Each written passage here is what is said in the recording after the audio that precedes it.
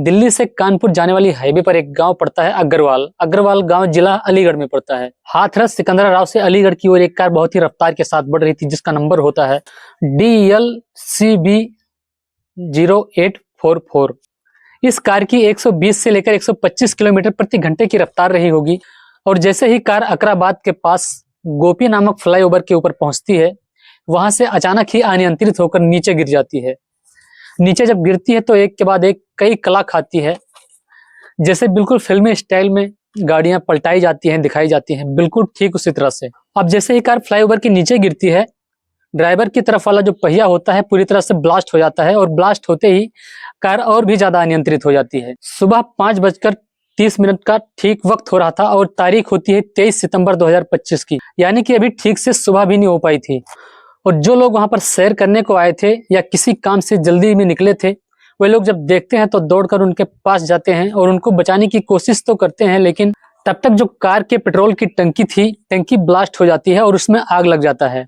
उधर से एक कैंटर भी अचानक ही आ जाता है, जो कि वह भी अपने आप को नियंत्रित नहीं कर पाता ड्राइवर उसको। इधर ड्राइवर वाली सीट पर कार में एक लड़का, जो कि उसका शीशा टूट चुका था, उसका आधा शरीर गाड़ी के अंदर और आधा बाहर था। गांव वाले उसको पकड़कर खींचते हैं, उसको बचाने की कोशिश करते हैं। साथ ही उधर कैंटर वाले का भी पैर पूरी तरह से फंस चुका था। वह भी चिल्लाने लगता है कि मेरे दोनों पैर फंस चुके हैं और मुझे भी बचा लीजिए, मेरे भी बीवी बच्चे घर पर जो है मेरा इंतजार कर रहे होंगे।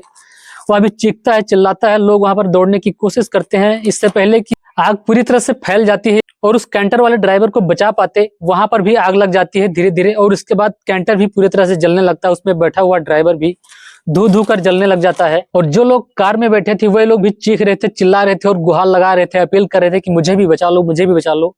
लेकिन उनकी ना तो आवाज आ रही थी बाहर और ना ही किसी की हिम्मत हो रही थी वहां पर जाने की कि उसको बचा सके। और बचाएं भी तो कैसे बचाएं, उस कार में जो है पूरी तरह से आग लग चुकी थी। अब तक आसमान की तरफ आग की पूरी तरह से लपटें उठना शुरू हो गई थी और इसी दौरान उस कार में बैठे सभी लोगों की चीखें भी बंद हो जाती हैं और वहां पर जमा भीड़ में से कुछ लोग 112 नंबर डायल कर देते हैं। इसके बाद उनसे यह अपील करते हैं, गुजारिश करते हैं कि तुरंत जल्दी से जल्दी दमकल की गाड़ियां भेजी जाएं, क्योंकि यहाँ पर आग बेकाबू हो चुकी है, ऐसे ऐसे हालात हैं।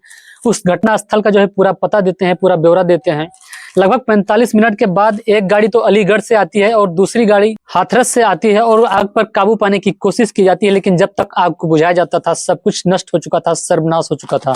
आग को बुझा लेने के बाद में ड्राइवर वाली सीट के बगल में जो कंडक्टर वाली सीट थी कार में, उस पर एक लड़का जो कि पूरी तरह से जल चुका था, ना उसका पैर दिख रहा था, ना हाथ, ना ही उसका सिर दिख रहा था, केवल जला हुआ मांस ही दिख रहा था।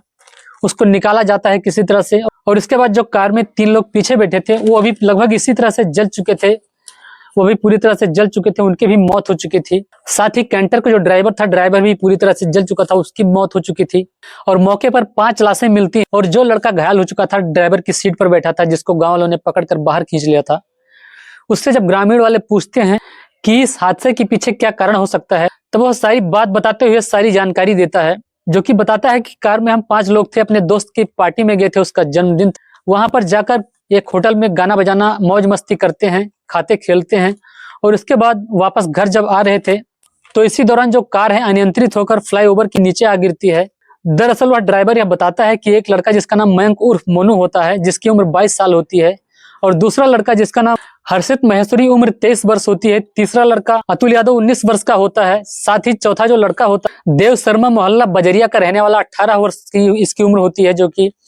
और पांचवा वह जो कैंटर का ड्राइवर था जिसका नाम राजेश होता है, जो कि गांव कुंवरपुर और जिला एटा का रहने वाला होता है। उसके पीछे 2 बच्चे और एक पत्नी होती है। बताया जाता है कि जब ये 5 लोग पार्टी से वापस आ रहे थे तो इसी दौरान जो है फ्लाईओवर पर आकर कार अनियंत्रित हो जाती है और हादसे का कारण बनती है। तो दोस्तों, इस घटनाक्रम को सुनने के बाद आपके मन में क्या विचार उठते हैं, क्या सवाल उठते हैं, कमेंट बॉक्स में जरूर बताइएगा। और अगर आपने मेरे चैनल को सब्सक्राइब कर लिया तो आपका बहुत बहुत शुक्रिया। अगर नहीं किया तो आप चाहे तो कर सकते हैं। मैं भोलेनाथ फिर मिलता हूं एक और नई और सच्ची घटना के साथ। तब तक के लिए जय हिंद, जय भारत।